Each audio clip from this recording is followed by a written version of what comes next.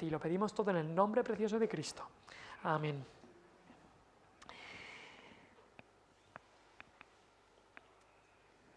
Hemos estado viendo en este libro de Hechos estos inicios de la iglesia cristiana verdadera. Y en este pasaje que nos encontramos hoy tenemos un pequeño resumen que hace Lucas de cómo iba la obra, de cómo iba la iglesia de Cristo. Así que hoy queremos estudiar este pequeño resumen de simplemente unos cuantos versículos, creo que son pues en total 4 versículos que he leído, del versículo 32 al versículo 35. Queremos estudiar este pequeño resumen de la vida de la iglesia. Y me encanta cómo Lucas, en su libro, da unos pequeños resúmenes generales tal como este. Ya en el capítulo 2 nos encontramos con un resumen general del versículo 43 al 47, Lucas paró la narración y hizo este resumen general, como para resumir.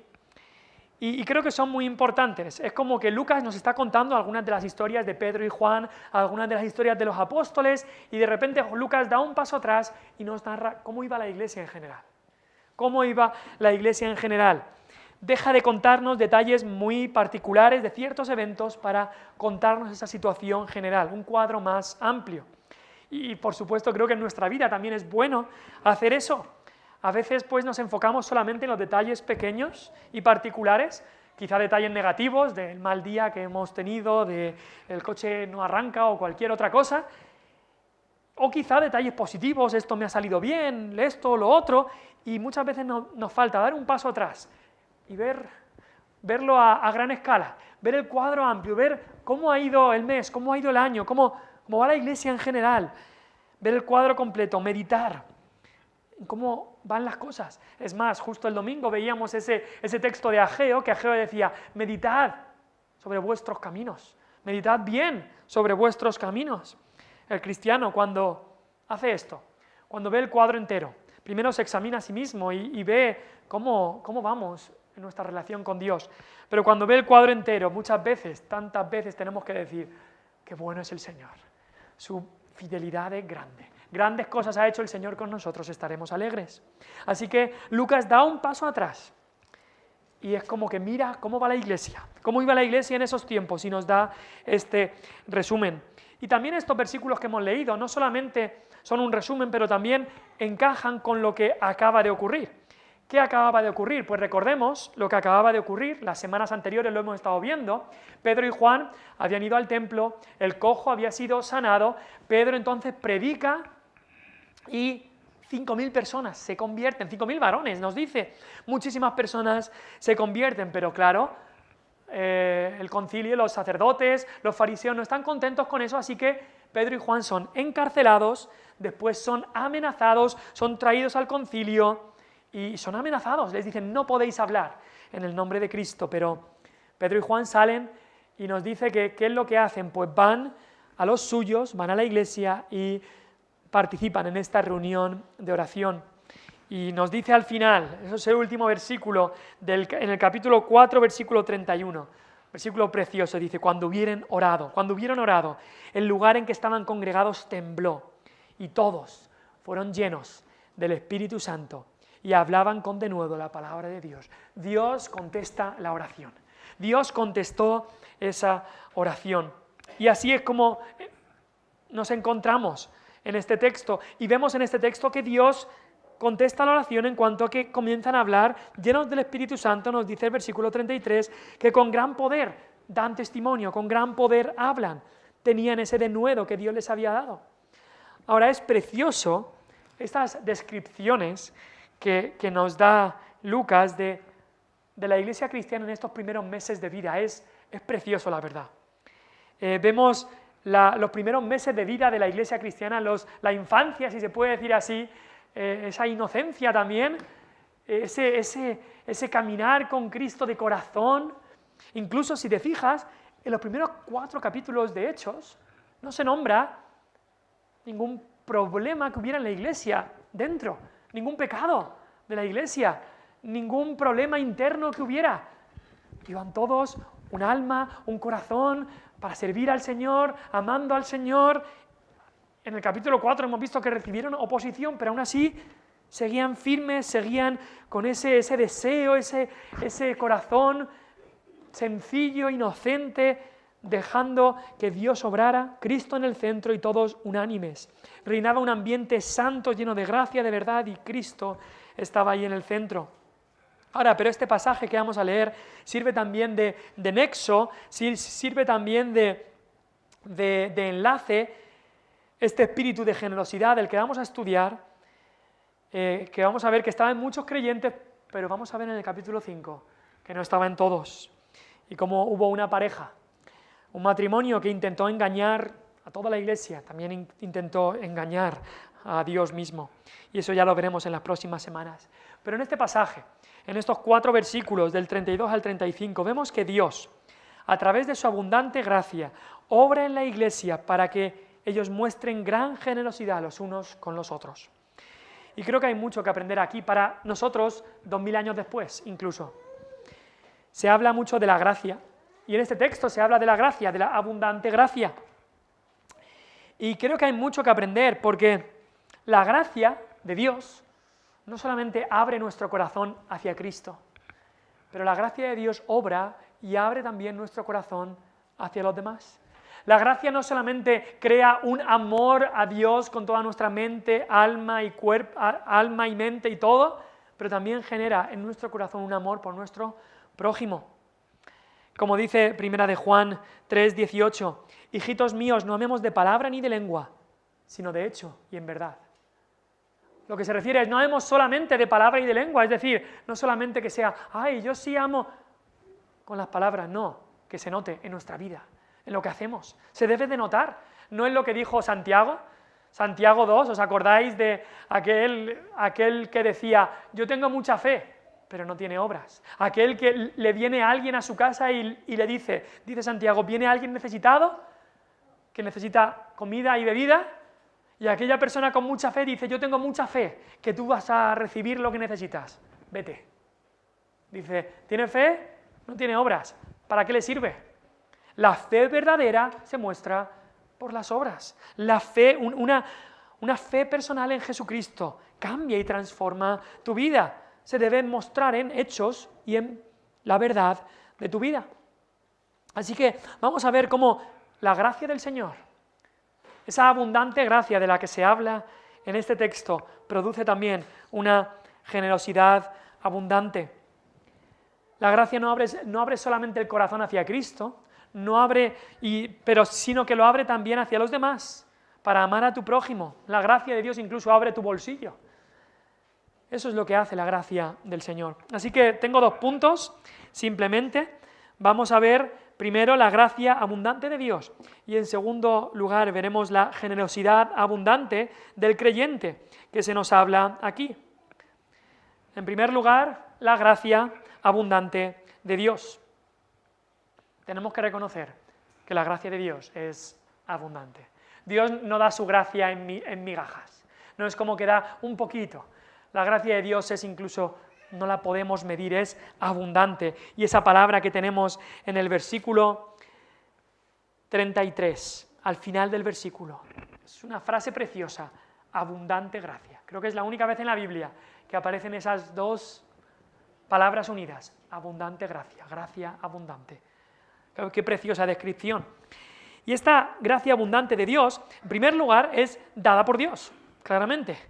Dice, era sobre todos ellos.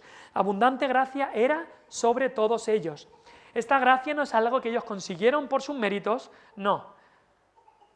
No dice, gracia abundante fue lograda por ellos, no. Dice, gracia era sobre todos ellos. Porque la gracia sabemos que es un regalo no merecido. No es un pago por un trabajo bien hecho, no. La gracia es un regalo. Si tú trabajas y te dan un regalo por ese trabajo que has hecho, no es un regalo, es un pago. Quizás el regalo es más de lo que piensas, pero tú has trabajado. Pero la gracia no es un pago, no es un sueldo, no, es un regalo cuando lo que se merecía era el castigo. Por eso podemos decir que la salvación es del Señor. El Señor es el que salva soberanamente, de su gracia, de su amor, de su sobreabundancia. Por eso el Señor salva. No es porque el Señor vio que nosotros íbamos a ser buenos. No es porque el Señor vio que nosotros íbamos a tener fe. Porque ni somos buenos, ni la fe es algo que estaba en nosotros. La fe es algo que nos dio el Señor. Así que la salvación es del Señor de principio a fin, por su gracia, y la santificación de nuestras vidas es por obras. No, sigue siendo por gracia. Es también por esta gracia abundante. Así que vemos que esta gracia abundante estaba sobre estos creyentes para salvación y también para santificación. Dios estaba obrando en su misericordia, abundando en gracia, salvando, edificando, transformando vidas, cambiando corazones. Ninguna gloria para los hombres, toda la gloria para Él, porque era todo dado por Él. Dice el apóstol a los Corintios, ¿qué tenéis que no habéis recibido? Piénsalo, ¿hay algo que tienes que tú lo tienes porque Dios te lo tenía que dar, porque tú te lo has merecido? No, todo lo que tienes, que te ha dado Dios, es un regalo. Es un regalo que no merecíamos. Así que esta gracia abundante de Dios es dada por Dios, por supuesto, pero también esta gracia abundante de Dios salva a pecadores por medio de Jesús. Y tenemos que tener claro qué es la gran obra de esta gracia. Lo vemos incluso ahí. ¿De qué daban testimonio? ¿Cuál es el centro de su testimonio? La resurrección del Señor Jesús. Eso es de lo que daban testimonio. No hablaban de otra cosa. No iban anunciando su iglesia. Mira, te queremos anunciar nuestra iglesia que hemos empezado aquí en Jerusalén. No, te queremos anunciar a Cristo. Queremos anunciar una persona. Queremos anunciar en quién creemos, en Cristo. Que Él salva a pecadores. Eso es lo que anunciaban. Daban testimonio de la resurrección del Señor Jesús. Eso es para lo que eligieron a un nuevo apóstol. Dice, alguien de nosotros que dé testimonio de la resurrección. Esto está en Hechos 1. En Hechos 1:22. De entre nosotros fue recibido arriba uno se ha hecho testigo con nosotros de su resurrección.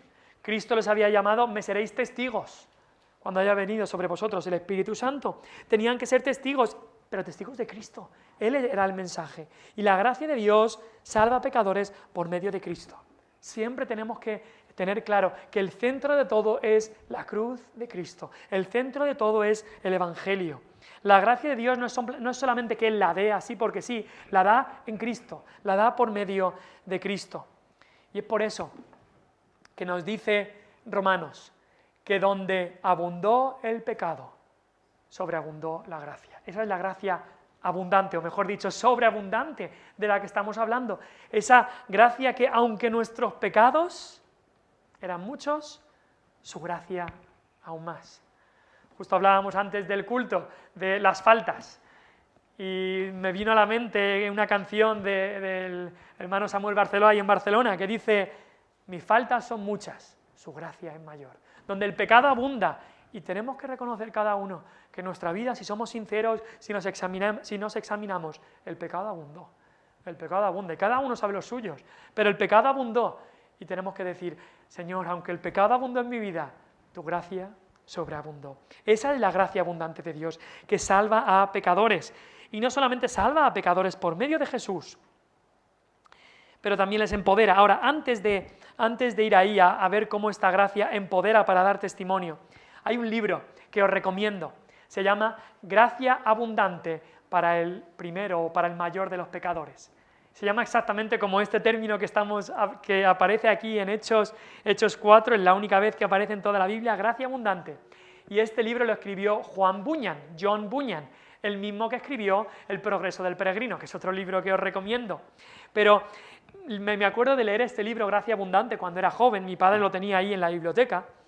Y una tarde o algo así lo vi ahí y lo empecé a leer.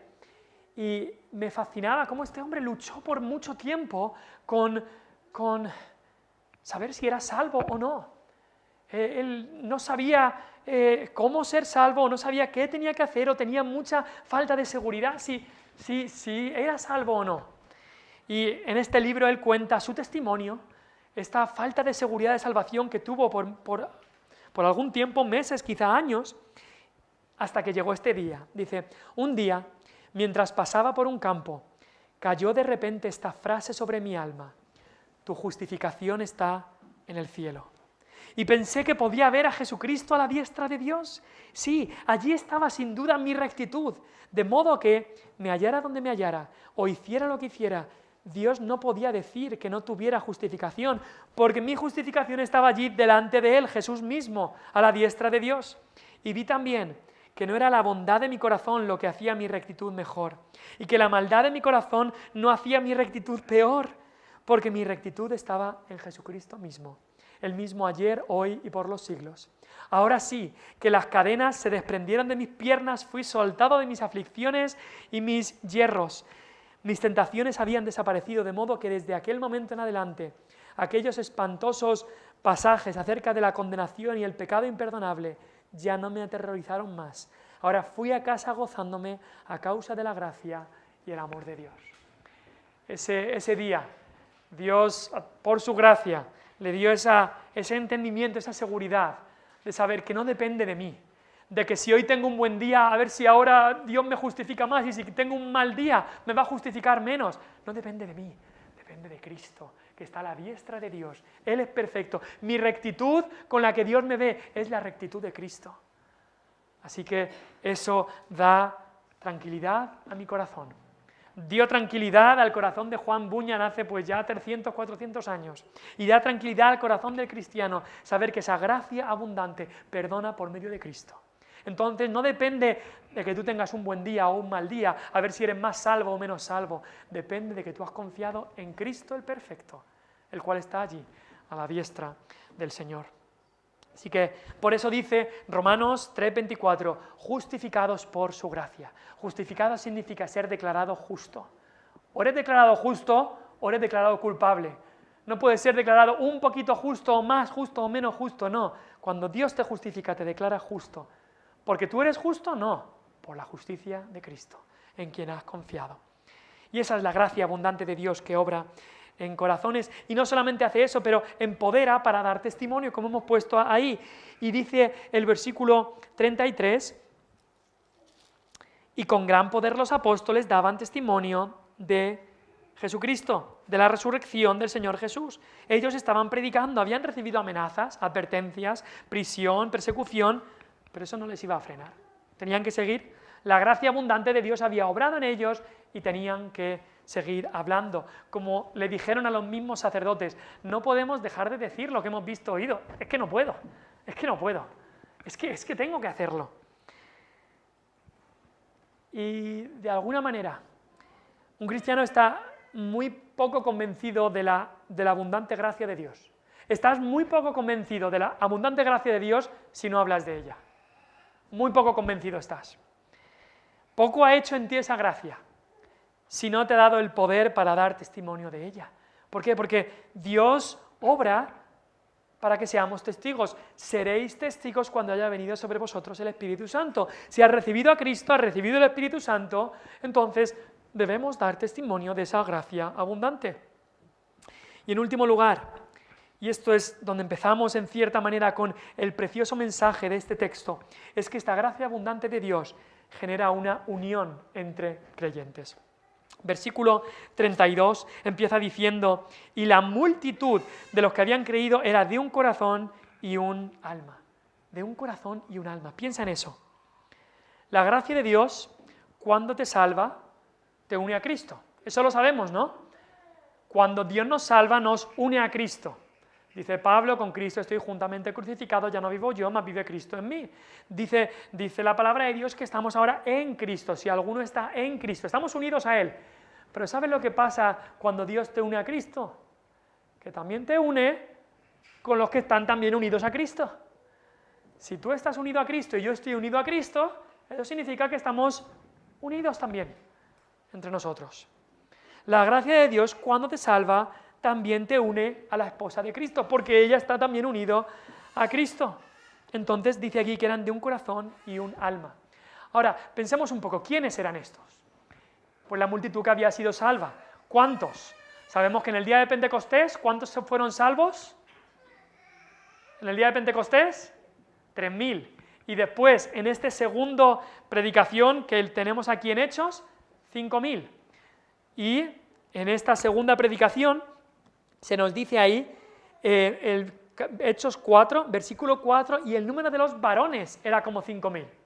Así que si empiezas a hacer las matemáticas, se dice de 8.000, pero como 5.000 son varones, podemos pensar que la iglesia en Hechos, la iglesia en Jerusalén ahora mismo, muy fácilmente estaría por encima de las 10.000 personas. Quizá incluso tirando para 15.000 o 20.000, porque si eran 5.000 varones, piensa que quizá las familias también se convirtieron. Así que estamos hablando de una iglesia, una gran multitud. Seguramente pues se organizaban en diferentes congregaciones, porque sabemos que se reunían en casa, sabemos que así es como lo hacían, pues tendrían muchísimos lugares donde se reunían también al aire libre, seguramente, pero había multitud de personas. Ahora, en esa multitud de personas, de más de 10.000, pues habría personas de toda clase social, de todas las edades, personalidades diferentes, condiciones diferentes, y nos dice aquí, de esta manera preciosa, que la multitud, todos, la multitud, eran de un corazón y un alma. ¡Qué precioso! Cuando Pedro y Juan volvieron a los suyos, dijeron que volvieron a los suyos. Eso lo vimos ya la semana pasada, cómo eran los suyos, y aquí estaban juntos. Y podemos imaginar aquí, pues seguramente habría gente muy rica. En estos 10.000, 15.000, 20.000 habría gente muy rica, y sabemos que lo había. Había terratenientes, había gente con posesiones. Y también habría gente muy pobre, esclavos quizás, gente que no tenían nada, gente como el mendigo cojo de Hechos 3 que se había convertido. ¿Qué tendría ese hombre? Nada, porque cada día estaba pidiendo para comer. Así que tenemos clases sociales muy distintas y tenemos esas clases sociales, esas personas que antes de ser salvos seguramente ni se saludaban los unos a los otros, ni se hablaban los unos a los otros, nunca habrían estado en la misma habitación antes de ser salvos, aquella persona de la clase social tan alta y aquella persona esclava tan baja, ni se hubieran saludado por la calle, y ahora estaban juntos, ahora estaban cantando juntos al Señor, ahora se podían abrazar juntos en la reunión de la iglesia, ahora estaban ayudándose juntos, y eso es evidencia de la gracia abundante de Dios. Nos une a todos. Allí estaban también gente que quizá había estado peleada por años y ahora la gracia los había unido. Gente de familias enfrentadas o gente quizá, y eso lo sabemos, de países enfrentados. Los judíos tenían bastantes prejuicios con unos países y con otros. Y esos prejuicios pues siempre han existido y desgraciadamente siguen incluso hoy en nuestros días. Pero la Iglesia de Cristo no puede estar pensando en prejuicios de países o raciales o algo así, por supuesto que no. La Iglesia de Cristo no debe estar pensando, es que los de ese país son así, los españoles es que hacen esto, hacen lo otro, los latinoamericanos hacen esto, los africanos hacen esto. No podemos estar pensando ellos, nosotros, no. La Iglesia de Cristo ahora somos uno, seamos del país que seamos. Una iglesia de un corazón y un alma. No se juntan cuando vas a esa iglesia los españoles en un lado, los latinoamericanos en un lado, los africanos en el otro lado, no. Una iglesia de un corazón y un alma está junta. No buscando hacerse guetos, sino junta. Nos olvidamos de los prejuicios que teníamos antes de ser salvos. Nos olvidamos de las divisiones que tanto enfatiza la sociedad en la que vivimos. Y la gracia abundante de Dios nos lleva a ser de un corazón y un alma todos los que hemos creído en Cristo, porque ahora somos hermanos. Somos hermanos. Tenemos que tener eso claro. Entre los cristianos, entre el pueblo de Dios, no hay ese lenguaje que a veces se utiliza, ellos y nosotros. Es que ellos son así. Es que ellos de ese país o de esa cultura o de esa etnia hacen eso. No hay ese lenguaje, no debe haber ese lenguaje. Y eso es algo que el apóstol Pablo incluso tuvo que luchar cuando escribía sus cartas. En Gálatas, le escribe a los Gálatas, ya no hay judío ni griego. Eso era una gran división que tenían. Dice, no, en Cristo ya no hay judío ni griego. Dice, ya no hay esclavo ni libre. Claro, eso es fuerte. Antes los esclavos estarían en un lugar y los libres en otro. Al rico, Santiago dice que a los ricos se les ponía en el primer lugar y a los esclavos, a los pobres, tú ponte atrás. Y si hay sitio, si no te quedas fuera. Dice, no podemos hacer eso. No podemos hacer eso. Incluso dice Gálatas, ya no hay varón ni mujer. He estado en iglesias que hacen como separación de las mujeres en un lado, los hombres en otro. No, no, ya no hay varón ni mujer, porque todos vosotros sois uno en Cristo Jesús. Por supuesto, esto no está quitando los roles en el matrimonio, los roles en la familia, los roles en la iglesia, no está quitando eso. Lo que está diciendo es que ningún cristiano debe dividirse de otro, debe separarse de otro que también es cristiano, sino que somos uno. Somos uno en Cristo Jesús. Y esta unión que existe en esta iglesia no solamente se quedó en teoría, en un buen deseo. Porque claro, todos decimos, sí, los creyentes debemos estar unidos, sí, sí. No se quedó simplemente en una apariencia del culto del domingo que nos saludamos, ¿cómo estás, hermano? Tal. No se quedó solamente en eso. No fue solamente de palabra y de lengua, sino como decía Primera de Juan, de hecho y en verdad. ¿Y a qué nos referimos? Pues que esa gracia abundante de Dios que los había transformado, que los había traído todos a un mismo cuerpo, que los había unido, ahora se vio en una generosidad abundante en el creyente. Ahora, lo vamos a ir leyendo, pero vamos a ver cómo esa gracia abundante tiene que tener un efecto en tu vida. Y en este caso vamos a ver la generosidad que obra. La gracia de Dios, si te ha tocado, si te ha cambiado, si te ha salvado, tiene que tener un efecto en tu vida. Va a provocar que andes en buenas obras. Y en particular hoy vamos a ver esta generosidad abundante de la que se habla aquí. En primer lugar, se dan cuenta de que todo lo que poseen le pertenece a Dios. Mira conmigo el versículo 32. La multitud de los que habían creído era de un corazón y un alma, y ninguno decía ser suyo propio nada de lo que poseía. Ninguno decía ser suyo propio nada de lo que poseía. Nuestra lógica de este mundo es, si yo lo poseo, es mío. Si yo tengo aquí en mi despacho, mira, la escritura de esta casa ¿de quién es? Mía. Si el coche está registrado a mi nombre, el coche es mío. Si yo me he comprado esta ropa, o este móvil, o este reloj, o lo que sea, el reloj, la ropa y el móvil es mío. Si la cuenta, el dinero que hay en la cuenta está, yo soy titular en la cuenta, el dinero es mío. Y Dios nos dice, no, te equivocas, te equivocas. Aquí hay un grupo de personas que no decían que era suyo nada de lo que poseían. ¿Cómo hacían eso? Bueno, se habían dado cuenta de que todo lo que tenemos le pertenece a Dios. Todo, todo. Decían, es de Dios, no es mío. Es de Dios. Dios lo que ha hecho es nos lo ha prestado. Nos lo ha prestado. Igual que si vives en una casa alquilada. No puedes decir, esta es mi casa, yo... No, tú tienes estás viviendo ahí. Igual que si te prestan algo, te prestan un libro, te prestan algo, no es tuyo, es de la persona que le pertenece. Igual, todo lo que tenemos, todo lo que poseemos, no nos pertenece, le pertenece a Dios. Y así es como vivían. No decían ser suyo propio nada de lo que poseían. Y eso es lo mismo que el Señor Jesús dijo en Lucas 14:33. No sé si lo quieres buscar, pero es un versículo que Dios mediante, cuando sigamos la serie de Lucas, tendremos que tratar. Pero es un versículo que muchos verían como radical. Lucas 14:33, mira lo que dice. Así pues, cualquiera de vosotros que no renuncia a todo lo que posee, no puede ser mi discípulo. Cualquiera de vosotros que no renuncia a todo lo que posee, no puede ser mi discípulo. ¿Qué significa eso? ¿Que todos tenemos que vender todos nuestros bienes? No, no significa eso. Pero lo que sí que significa es que tenemos que decir, Señor, todo lo que tengo te pertenece a ti. Eso es renunciar a lo que poseemos. Es decir, Señor, todo lo que tengo te pertenece a ti, no es mío.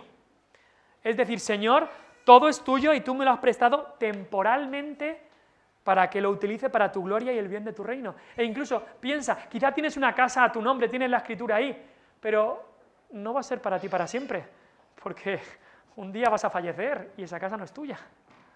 O sea, aún las cosas que poseemos es temporal. Y tenemos que darnos cuenta, no son nuestras. Entonces, renunciar a todo lo que poseemos es decirle, Señor, todo es tuyo. Tú me lo has prestado temporalmente para que lo utilice para tu gloria y el bien de tu reino. Es decir, Señor, ayúdame a no estar agarrado a los bienes que poseo, al tiempo que tengo, ni a la familia que me has dado, Señor, ayúdame a estar dispuesto a desprenderme de cualquiera de las cosas que tú me muestres que te dé o que tú me quites. ¿Qué es lo que pasa cuando llega algo y se lleva las posesiones que nosotros estábamos tan agarrados? Claro, aquellos que se han agarrado tanto a sus bienes, a la casa que han construido, al coche por el que han pagado tanto, incluso a la familia, se han agarrado tanto, cuando llega algo y se lo lleva, se les va el mundo. Pero por eso Cristo dijo esto. Tenemos que darnos cuenta que todo lo que tenemos le pertenece a Dios. Por eso Job pudo decir, el Señor dio, el Señor quitó. Si Job hubiera pensado, todo esto es mío, no hubiera podido decir eso. Pero él dice, venía del Señor, y el Señor se lo ha vuelto a llevar. Entonces, eso es renunciar a todo lo que poseemos. Eso es lo que hacían aquí los primeros cristianos. Ninguno decía ser suyo propio nada de lo que poseía. No decían, oye, esto es mío, no me toques esto. No, ninguno decía ser suyo propio nada de lo que poseía.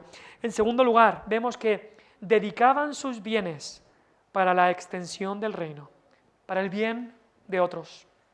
Dice ahí el versículo 32, después de decir que ninguno decía ser suyo propio nada de lo que poseían, dice, sino que tenían todas las cosas en común.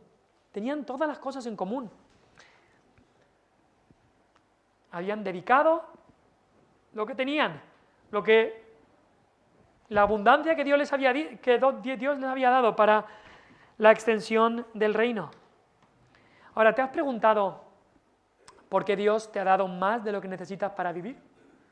Y tú dices, bueno, en realidad no tengo más de lo que necesito para vivir.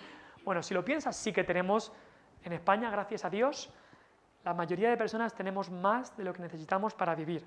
Porque si has podido elegir qué ropa ponerte, es que tienes más de lo que necesitas para vivir. Porque hace 100 años, o hay países del mundo que tienen una muda de ropa para ponerse. Tú y yo tenemos un armario para elegir. Si has podido tener una dieta equilibrada, hoy comer carne, otro día pescado, un día pasta, otro día arroz, un día tal, verduras y demás, pues es que tenemos más de lo que necesitamos. Hay países en el mundo que pan y agua, arroz blanco sin nada y agua y ya está todos los días. Entonces, Dios nos ha dado abundancia y muchas veces mucho más que eso. Ahora, ¿para qué el Señor nos ha dado abundancia? Para amasar nosotros más y más dinero, para ver cómo la cuenta se le van añadiendo ceros y eso te da seguridad en tu mente y piensas todo lo que le voy a dejar a mi descendencia y la casa. ¿Para qué Dios nos da más de lo que necesitamos? Pues una de las principales razones es para que podamos utilizarlo para su gloria. Primero, para que seamos agradecidos, y debemos ser agradecidos, pero para utilizarlo para su gloria, para el bien de otros, para la extensión de su reino. Algunos dicen, bueno, pero ayudar a otros es que ahora las cosas son distintas, vivimos en estado de bienestar, que se ocupe el Estado, ¿no? Yo pago mis impuestos y pago muchos impuestos, que el Estado me sabla impuestos, decimos, como hay tantos impuestos, pues que esos impuestos que tiene el Estado, que el Estado se encargue de ayudar a los necesitados, ¿no? Bueno, ¿te crees que los primeros cristianos no tenían que pagar muchos impuestos en un imperio romano que hacía censos y que les ponía impuesto tras impuesto tras impuesto? ¿En qué trabajaba Mateo? ¿En qué trabajaba Zaqueo? En recaudar impuestos. O sea, lo de los impuestos no es algo solamente de ahora. Impuestos también tenían que pagar ellos. Por eso también le mostraron la moneda a Jesús y Jesús decía, y aunque tuvieran que pagar impuestos, Dios quería, y ellos lo hacían, ayudar también a los necesitados. Y creo que como cristianos no tenemos que poner esa excusa que a veces ponemos, que ayude el Estado, sino que debemos de involucrarnos en ayudar a nuestro prójimo, en utilizar nuestros bienes, lo que el Señor nos ha dado de abundancia para la extensión del reino. Ahora, esto no era algo obligatorio, decían, no decían nada como, si quieres ser parte de la iglesia, tienes que vender todo lo que tienes. No era algo obligatorio, era algo que hacían voluntariamente, muchos de ellos. Tampoco eran los pobres que decían, la iglesia me tiene que dar. No, tampoco los pobres exigían que les dieran, no se hacía así. Era que la gracia de Dios les había tocado el corazón y como Cristo dijo, de gracia habéis recibido, dad de gracia. Hay mucho más que podríamos ver, pero Nos vamos a quedar ahí porque ya se ha ido el tiempo y seguiremos viendo más algo de esto, seguiremos viendo más de esto la semana que viene, Dios mediante. Veremos también cómo la Iglesia actuaba en todo esto. Veremos también cómo esto era algo que venía del Antiguo Testamento. No fue algo nuevo, sino que Dios ya en ese antiguo pacto, Dios ya había planeado en cuanto a esto. Así que estaremos viendo un poco más en cuanto a todas estas cosas, el papel que tiene la Iglesia en todo esto. Pero vamos a dejarlo aquí y pedirle al Señor que esa gracia abundante que hemos recibido, los que hemos puesto nuestra fe en Cristo solamente, que esa gracia abundante produzca en nosotros una generosidad.